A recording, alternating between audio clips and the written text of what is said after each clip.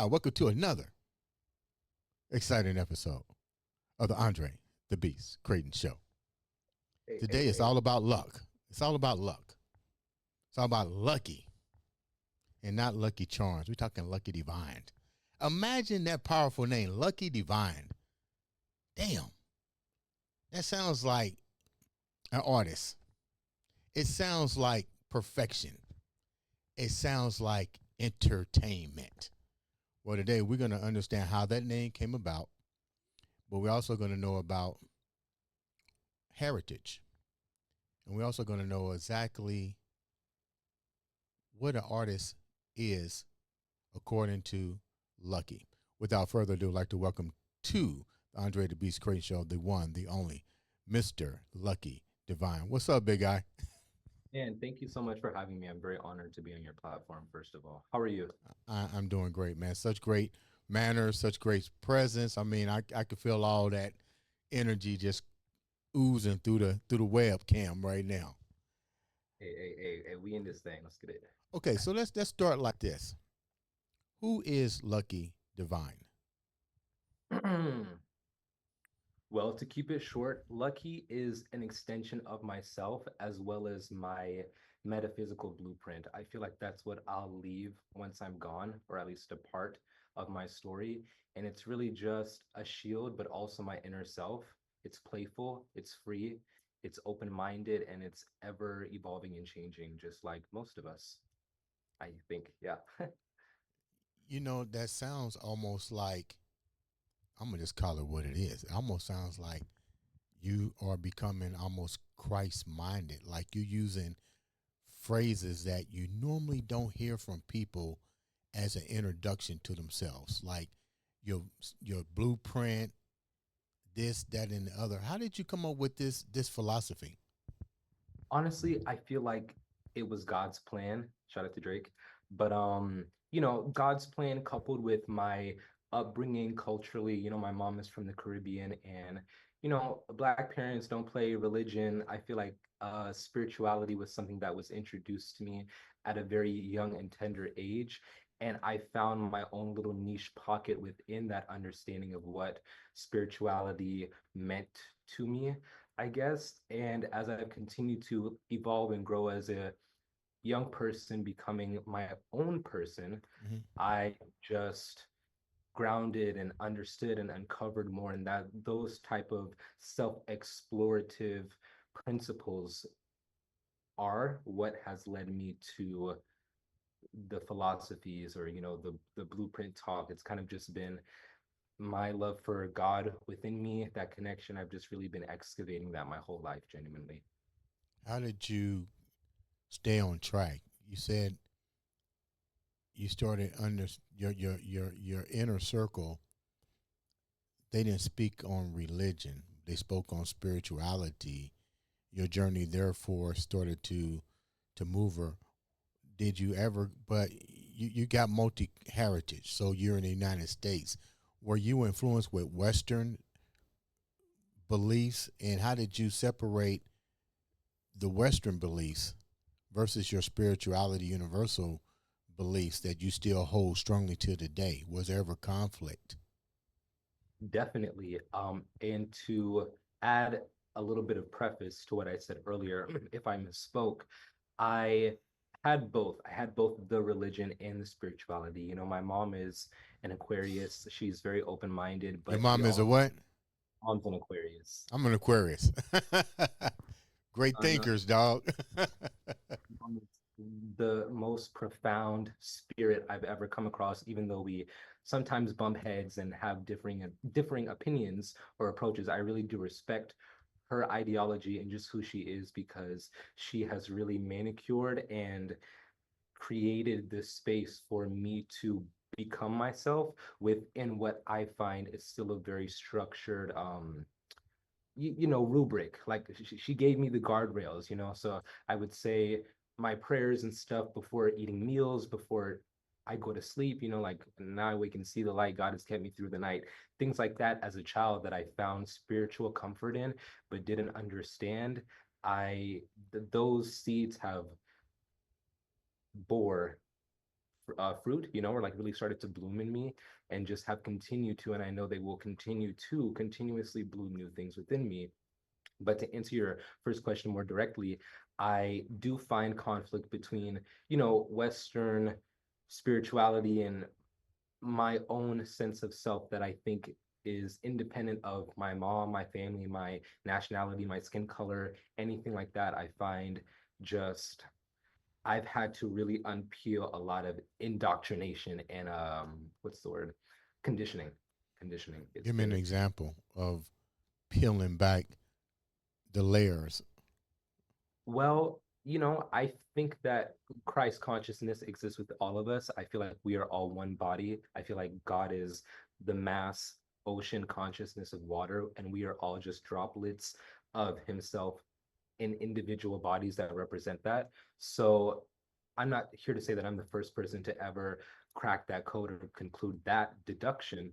But what I am saying is that that's something I've uncovered internally through perception and just studying myself and the world and having a thirst for knowledge that has led me to a lot of profound insight that I find clarity, synchronicity, and confirmation of on through God. I feel like God reflects things to me like, hey, you're on the right track. That makes sense. Keep going, stuff like that. So You know, you're you're young. How does the new generation feel about your awakening?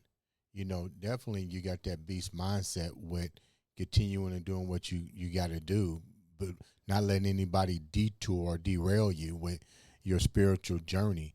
But we still have people like you said that's been indoctrinated into a system of beliefs and not being able to think outside of the box, but more so thinking on a fear base. How are you being perceived with the way in which you are developing?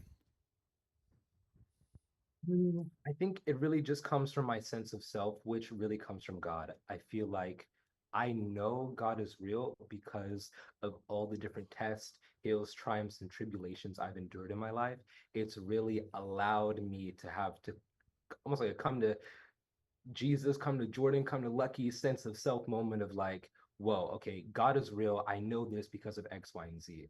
And those experiences are what, at least for myself, that I can attest to, are what has really developed my foundation and my sounding board when I make spiritual decisions or decisions that are involved with my spirit. It all goes back to God, how I feel, the source, the alignment, how it sits in my gut, my spirit, my ancestors, you feel me? We be locked in. So that's it.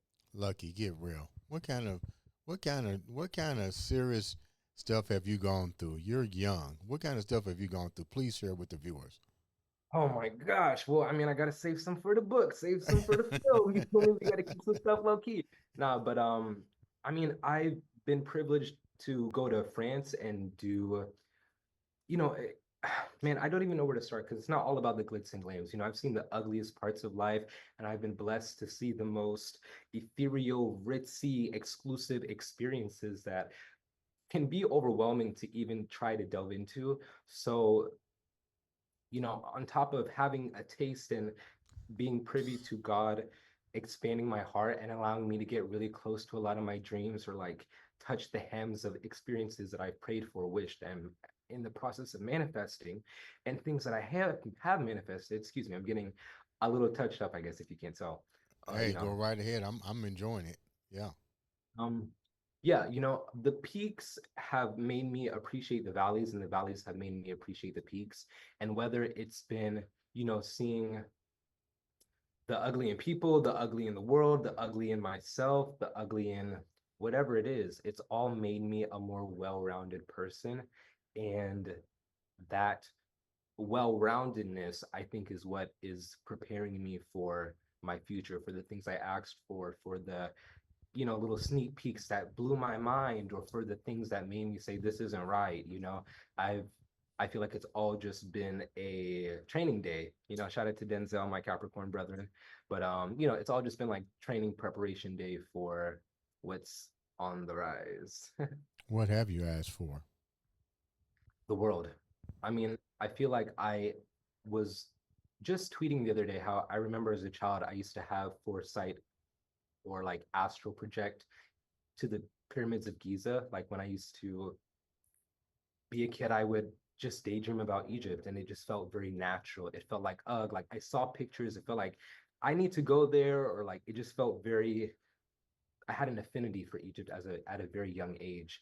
And I remember the affinity developing and me being like, wow, like I want to go there. I would just daydream about it all the time. It would captivate me. And I think even though I wasn't at 7 years old writing prayers to God, like, God, please allow me to go to Egypt, I Right. feel like I was manifesting that passion, that affinity, that spiritual touch that I was longing for but couldn't really comprehend. Hmm. Because now, almost 20 years later, I feel like I'm now in a space where when I do go to Egypt and God blesses me with that stamp, it will have been well earned. And I also will have had the foundational, I would have created the space to really appreciate it with long lasting depth because I've been yearning for it for so long, you know? So I'm not sure if that was too much of a tangent or I answered your question, but I sort of No, talked about you. I get what you're saying. My question is, it's almost like a deja vu, so to speak. Like somewhere in your subconscious, there's a deep connection to maybe your journey from past life experiences, I guess, and a strong connection with Egypt. Have you done any research on Egypt? Like, why do you think it's such a fascination with Egypt in you? Well, if I can tell you, I feel that I've discovered a lot more in the last year and a half, specifically why Egypt has been so prevalent to me. Right. In my teen and adolescent years, there was this show called like Young Tut, which was about uh Tutankhamun, King Tut, like the young king. And I thought that show was so cool. It's about a young prince, a king, and I was like, wow, this show is so cool. I loved Egyptian mythology and have my whole life. But recently, about last summer, I spoke to my aunt on the phone who's in Barbados, and this conversation came up from my mom telling me that her grandmother's middle name was Cleopatra. And my mom's side of the family from Barbados is of mixed heritage Hmm. on my grandfather's side and my grandmother. I believe my grandmother is like African and Indian or an Asian, Guyanese, Hmm. potentially. And my mom's side is black as well as white European, but I'm thinking it could be like a little gem clue of maybe potentially Egyptian with my grandmother being named, with her middle name being Cleopatra specifically. So that is something that I haven't told anybody ever publicly. So, Really? woo. But yeah, that's inclination that I have felt spiritually led to that I think is confirming again some of the Egyptian lore myth that has been sprouting my whole life. I feel like it's just continuing to bloom and bloom and bloom. And to kind of end that train of thought, I was also born on New Year's Eve, December 31st, which in Egyptian mythology is a spiritually significant time period where the Sirius star, which is the brightest star in the sky, is basically able to be viewed for like 50 or 60 days roughly. And if I'm not mistaken, with that star arising in the sky, it would essentially indicate crops and fertilization being renewed, and it would also indicate when the Nile River would flood again. So it's a very spiritually significant time period that is representative of and ushers in a lot of change. And yeah, it was kind of like, their whole life was modeled after this very significant aspect of fertilization and okay, this is when we build up to do stuff and now here our crops are and things like that. So I'm still learning. I'm not an expert yet, but that's what I got thus far. It's funny when you look at social media. This generation is truly becoming awakening. It's not as many as I thought it would be, but it's still a significant number. And their belief system is so universally connected that it's almost scary. It makes me wonder why generations even before me couldn't grasp this concept, but your generation seems to have not only gravitated to it really good, but you have amplified it to the point that you're now becoming almost masters of your godlike intentions, definitely moving that beast mindset by elevating mind, body, and soul. That is crazy. Like even me and you meeting was crazy. You know what I mean? And I had no idea you was gonna go here. When you mentioned artists, to me, I thought you was talking about singing, but you're talking something totally different. So let's go back for a minute. What does artist mean in to you? That word artist. 'Cause we hear it on a one-dimensional plane. We hear it as it pertains to the entertainment field. We hear it when it pertains to musical. But you look at the word artist in a whole different panoramic view. What is it like for what is your definition of artist? I think artists, honestly, not to sound too wokey woke, but I think that could be a new form of binary, even in terms of how we identify as people, because I don't think there's a margin or really proper barometer to judge, oh, I'm 10% more of an artist than you are. You know, the local barista at your coffee shop who wears a cool sweater that always infuses your day with positive vibes in their own creative aspect or way, in my mind, could have an artistic spirit, even if they don't necessarily practice a discipline yet or even at all. So to me, an artist is really just someone who is unafraid to embody a free spirited creativity that I think allows everyone else to feel like it's okay to do the same. Why They're do a you hero. yeah. Why do you think it's difficult for people to think the way in which you and others are thinking now? We still being met from a fear-based society. We still having people would rather cut off their right hand for being indoctrinated into a system of beliefs than to really think outside the box. Why do you think that is now? I think that's because we don't have enough role models who embody integral qualities that impressionable people need to solidify a strong sense of self that is fixed or direction oriented. You know, I feel a lot of people, a lot of young people are lost in the sauce. You feel me? As hey, trap, trap, trap, every day, party, party, party. No one's really intentionally. I shouldn't say no one because that's not the truth, but I just wish and hope and pray that people of all ages can really lock into their roots and hanker into their heart and, you know, let their higher source be their north star to guide them in whatever their soul's purpose is. You know, it takes strength and courage, but I don't think it's far out of reach. It really is just a lot of people are not even aware that they can unearth that sense of individuality, you know, and it takes time to grow. It's not an overnight process. None of us are perfect, but yeah. How does your parents feel about your enlightenment and what you're trying to do with um, getting your message out? My parents very much support me. They love me deeply and they want the best for me. How do you plan to get the message out? I know you're not going on this crusade alone, and a lot of times you're going to be met with a lot of resistance, even from your own age bracket, your own peer group. If you had to resonate, how do you make your message stronger for people to pay you attention to what you're saying and really look within themselves to understand what you're talking about? Because you have to look within yourself. So how do you get rid of all that banana peels and make them really take what you're saying and really research it? Not be opinionated, but to really listen to what you're saying. How do you go by doing that? You know, I don't force it. I don't force a damn thing respectfully.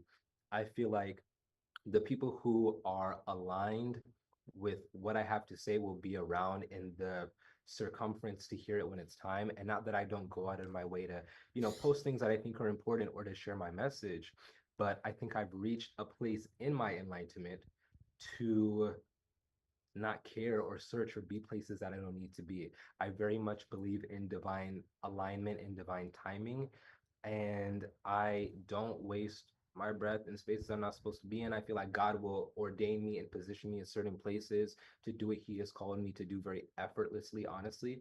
And I find that that is the beauty in me walking in my purpose, is that I have the privilege of feeling like I'm always where I'm supposed to be when I'm in my purpose. Okay. So that's um that's genuinely how I feel. I hope that wasn't like too cocky, but that's the truth. You feel me?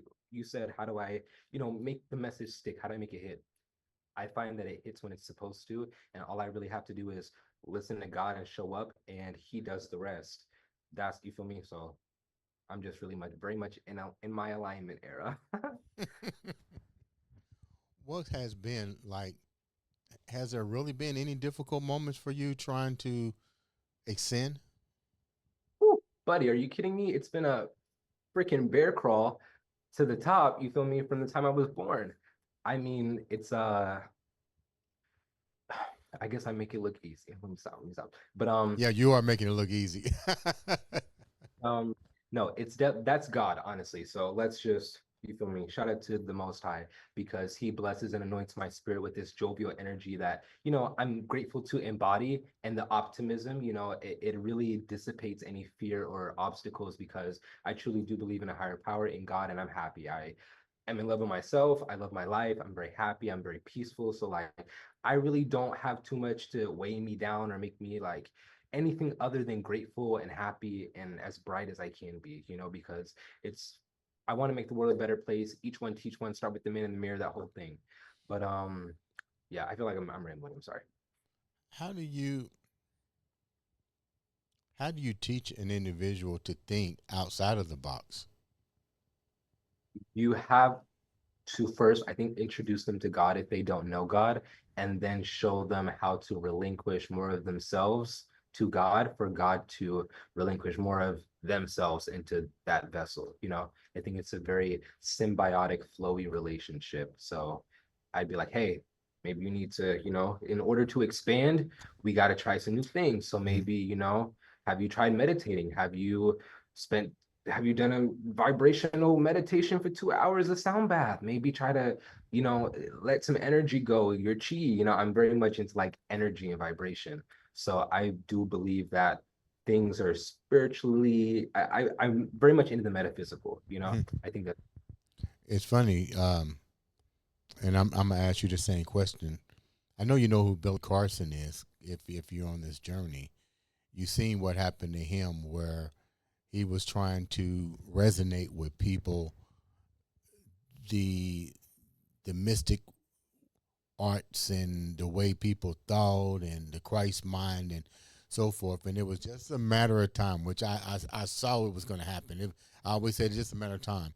He was met with Western civilization beliefs. mm, And I felt bad for him because he walked off of a debate, and it wasn't supposed to be a debate. It should have been two individuals sharing knowledge, no matter what aspect that it came from, you know. But I saw Western beliefs basically. I wouldn't say it trumped him, but it was like, how can I put it where it makes sense? It never should have happened. It should have been a situation where both individuals could have been able to explain a journey of enlightenment from all spectrums and stuff. So my question here, have you been met with such challenges in debate? Because somebody said, well, you need to, if you go with Western, they say, we need to be going like this and you won't have these issues. You need to do this so you wouldn't do this. So everybody's got their own little philosophies to get to the higher level. Have you been met with resistance from stuff like that? yeah, I feel like the enemy and the devil can work through each and every single one of us, even myself, if I'm not privy at times. And that's something that I'm really learning to master. So I do not take it personally when I find resistance in people where I feel as though, not that we can't have a differing in opinions, but if I feel like now you're spiritually being combative with me or our spirits are at odds, I really just remove myself from the equation because I know that I'm always moving with integrity. So it's like, okay, if I'm in a space where I'm moving with integrity, but now I feel like I'm being cornered in, or like y'all trying to gang up on me philosophically, I'm just going to, remove myself because these are not peers that I need to be in cahoots with. So I have, obviously run into differing of opinions and people trying to change my philosophy or pry or, question it. And I'm open to conversations that inspire both parties to see things from different perspectives.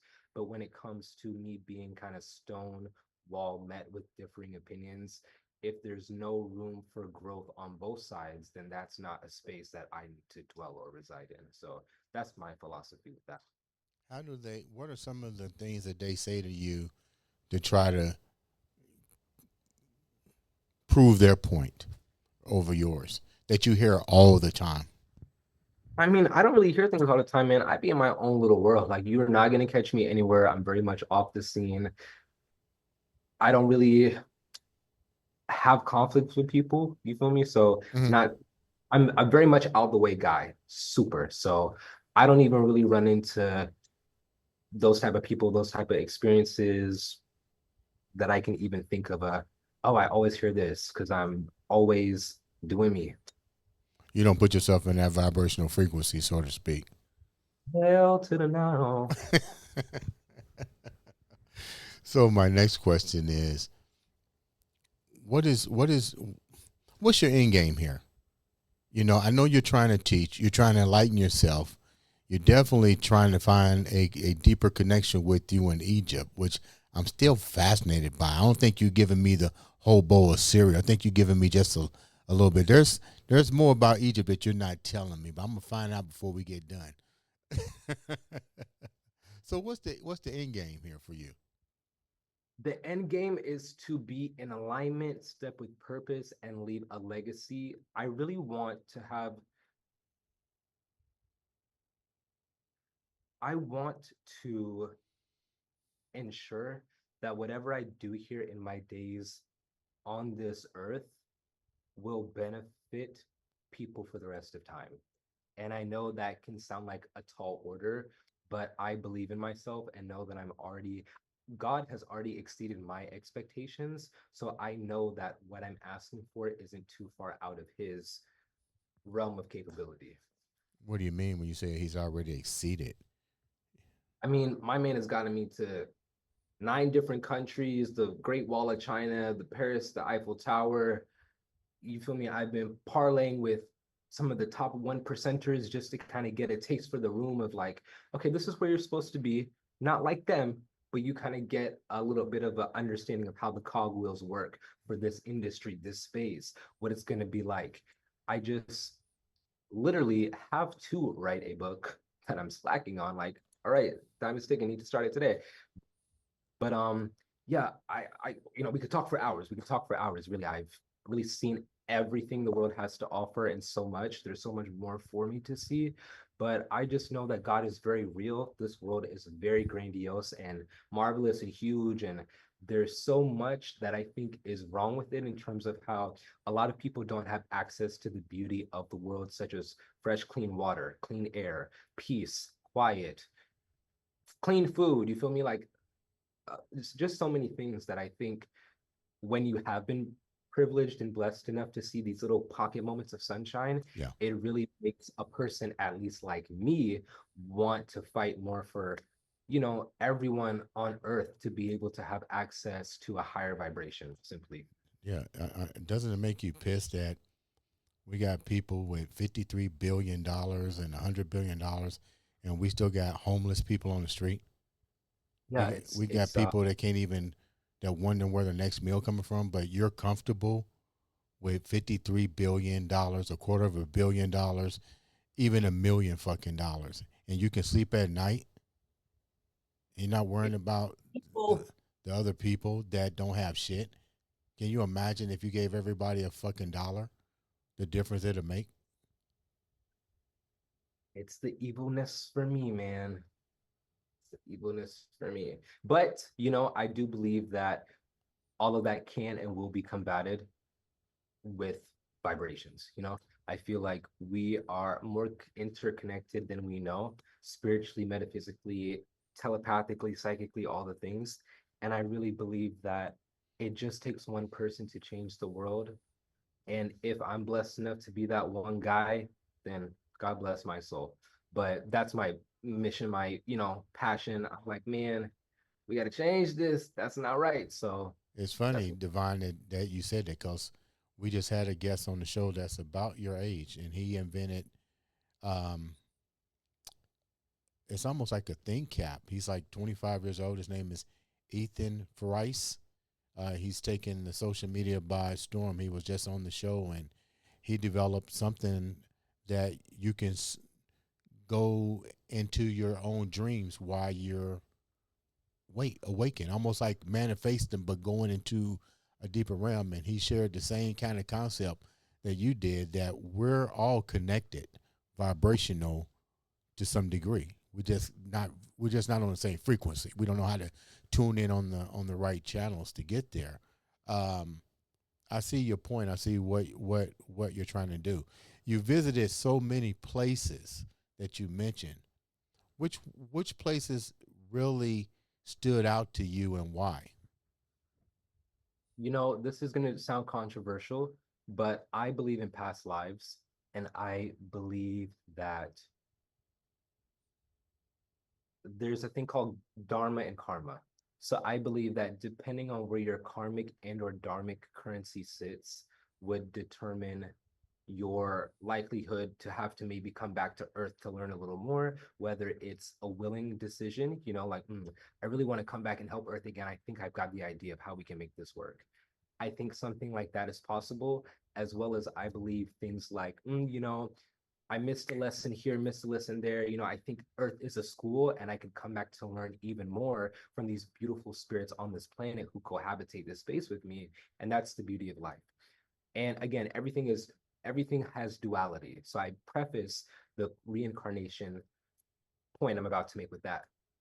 I believe that I have lived many past lives before, and that God has taken me to the territory of each of where my past lives have dwelled so that I can reacquire the physical chi and have like almost like an out of body type of like, deja vu, I feel like I've been here before type of vibe. Hmm. So I say all that to say China was very much an eye-opening experience that I did not have enough time to really absorb. I was there for about 8 days, I want to say, and I got to go to the Great Wall of China. It was amazing. The culture, rich, you feel me, very much its own culture. Love that about it because growing up in America primarily, Eastern culture was something that I had never experienced firsthand. So Asia was definitely probably one of the most profound aesthetically places I had ever been, just because, the minds were different. It's a whole different part of the world. So I had a lot of respect for that. Mm, I loved France. I don't know if it's the artist in me, but Paris was so beautiful. I really enjoyed French culture and the air and the architecture. And I love Barbados because that's where I spend the most time with my family. So those are three places that off the dome really have stood out the most to me, but also Mexico, because I feel like I've also had like past life being a Native American Hmm. with my dad, who I believe has Native American ancestry, and or in my own spiritual soul self having, some type of like past life ordeal in South America with like Mayan, Aztec, that type of time frame. It's funny you talked about reincarnation and past life experiences. I was fortunate to be blessed to have Virginia Drake on, who came to the studio. She spent the whole week with me, and it was truly an eye-opening experience. This lady spoke exactly like you spoke, but on the social media forefront, we hear about the Reincarnation Act. We hear about the prison school here on Earth, the souls being trapped, and so forth. I'm pretty sure you researched that, but you mentioned that you felt you came here many times. Why not just go home the next time and say I want to go home? I feel like that's where I'm at this point in my life. I'm like, damn, like this is a lot. Like it really, the human experience can be very overstimulating if you are not spiritually equipped to cleanse and move forward, because a lot of things in this earth are meant to like latch onto your soul, weigh you down, suck your energy out, and you're the battery for 18 different enterprises that you didn't even subconsciously know you had just signed your life away for a 2-year deal, an 8-month stint. You feel me? Is that So called the soul contract? yeah, you feel me? Yeah. Some people are getting what's the word? Weaseled out of their soul, you feel me? Like, and they don't even really know it. It's very much giving.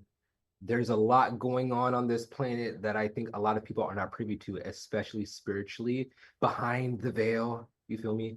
Um, I call that the Wizard of Oz. Shout out to Wicked. Yeah. Yeah. Uh, Like, okay, everybody in the Matrix, everybody wants to see, like, who the wizard is. Like, who's pulling the strings. a lot of people. It could be a what you call it, a principality or principalities that are embodying human vessels, which are pulling the strings on the masses collectively and then individually.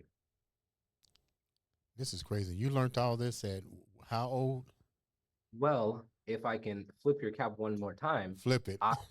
I I believe that I am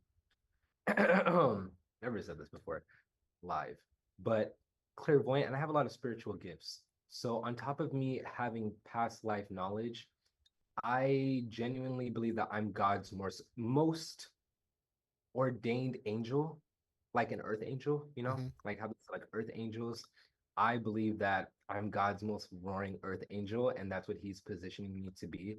So with that comes a lot of spiritual insight, and I just know that I'm like the most knowledgeable cat walking. You feel me? Obviously, I don't know everything, but when you ask me questions like, "Oh, how do you know this?" It's just intuitive things that I either have researched or just intuitively I just know things spiritually. So it's kind of a mix of spiritual and logical knowledge.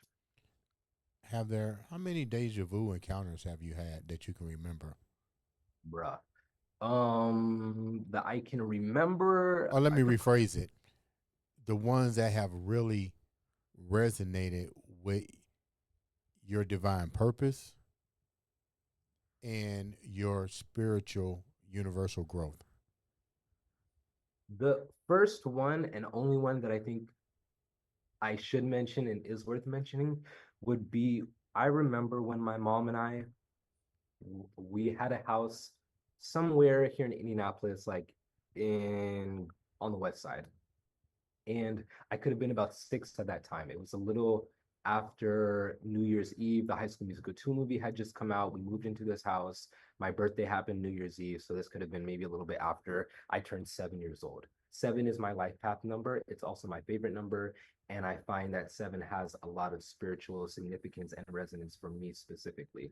Hmm. So, probably right after I turned 7, I remember just being a kid playing in the house and like daydreaming into a home that I had yet to have seen.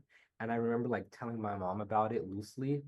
And she has told me this story a few times later, but basically, I prophesied the townhome that we were getting ready to move into, down to the detail of like the corridor of the first hallway and the stairs and how it would go up to the banister. Mm. And she told me that I told her that when I was a kid, and that was her first inclination of me having, a spiritual foresight or insight, that type of thing. So that would be an example of, I guess, a deja vu of like I've been here before. Hmm. But if I can add something onto that, Go ahead. I do remember that once we had moved into this new townhome, I remember one day being upstairs in my room, sitting on my bed, laying down, and it could have been noon, so I could have been taking a nap. And I remember I was taking this nap, and all of a sudden I was above my body in like a bird's eye POV, and my body was still laying down, but I remember like spiritually sitting up and being able to see myself from above. And then it kind of just concluded and ended very naturally or gradually. And I probably woke up from the dream or something, but this was all, kind of in the same type of timeline. So that is one of the first and most profound experiences of a deja vu type of thing. But I have deja vu kind of often at this point. I feel like I'm growing into having more, or it's a little weird. Before we wrap up, let's get deep down because you brought this up, not me. How many encounters or messages or enlightenment journeys have you been having with this Egyptian quest? Because usually, when you hear people that have the type of gifts that you have, they're often revisited. And the reason I know this is because even watching Doctor Strange, when they were talking about the multiverse, he kept saying, "Hey, I keep having this dream," and your girl said, "It's not a dream. That's just real. That's just real. You know, you died multiple times. You're dead over here. You're over here. You're over here. You're over here. But you exist over here."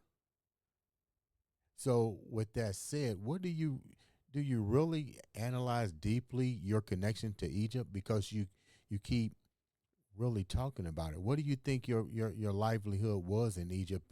Was there untold things that you think that maybe in a past life you didn't fulfill or something that you missed out on? Well, if I can tell you, I believe I am the one in every incarnation. So out of 12, I'm the one, which means that I'm the leader. So I think in every lifetime from the beginning of time, my soul's essence has continued to origami, unfurl, or ripple out as myself, but also as a spiritual leader, almost indicative of like a Christ consciousness. Mm-hmm. So, 300 years ago, it was this person. 800 years ago, it was that person. 2,500 years ago, it was that person. But I think it's a narrative that's being driven and a plot that's being written by whatever character at the time is being given the pen or the camera time. You feel me? The main stage. So I do believe that I did have more than one lifetime as an Egyptian being, deity, God, whatever you want to call it.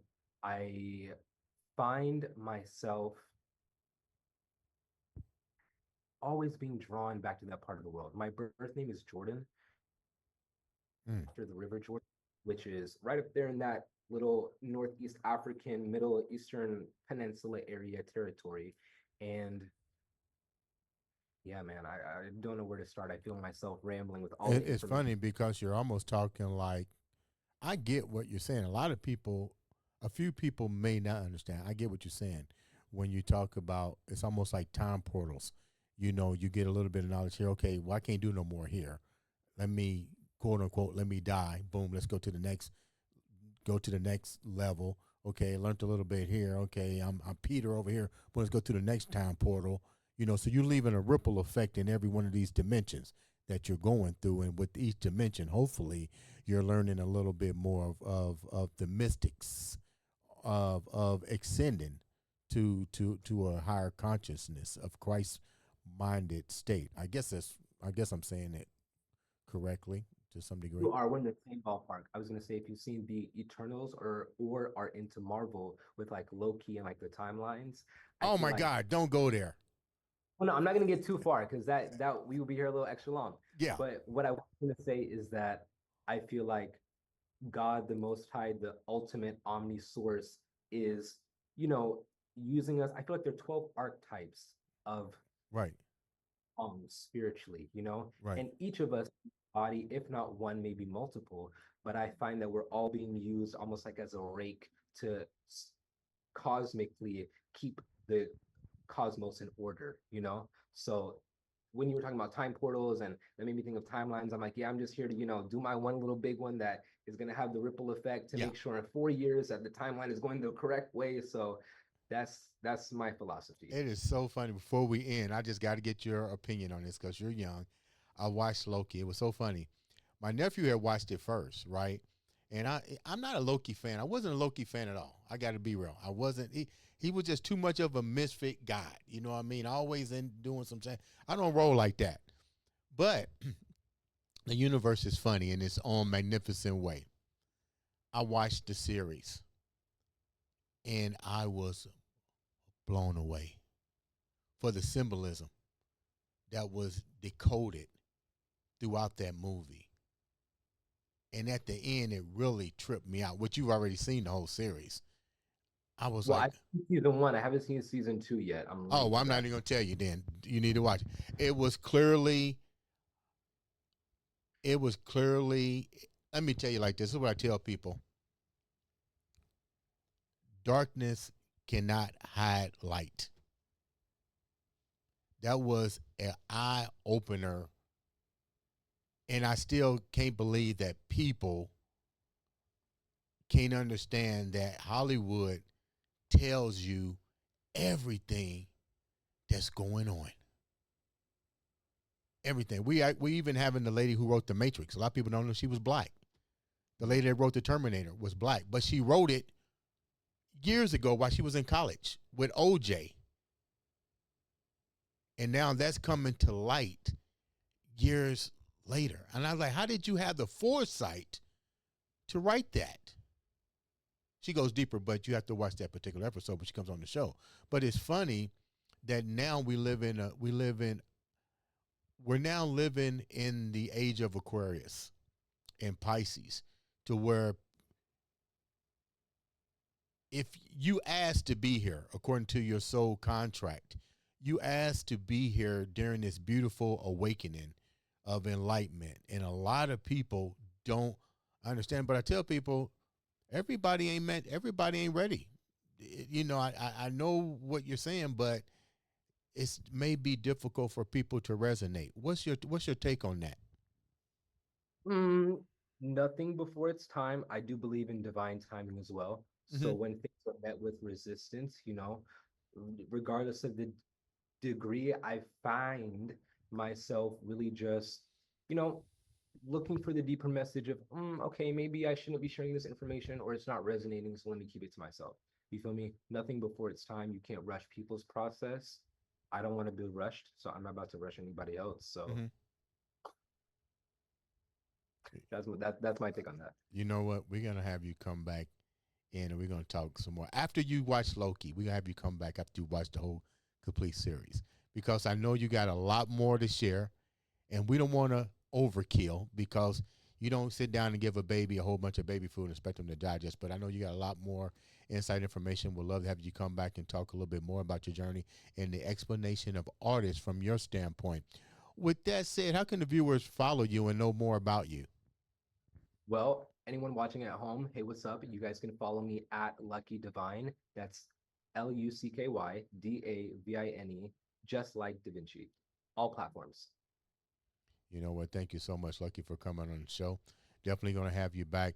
Make sure you guys look him up, click. You got any questions, shoot it to him. All it takes is one click, one email to change your life or to change somebody else's life. Ladies and gentlemen, this has been another exciting episode of the Andre the Beast Crayton Show.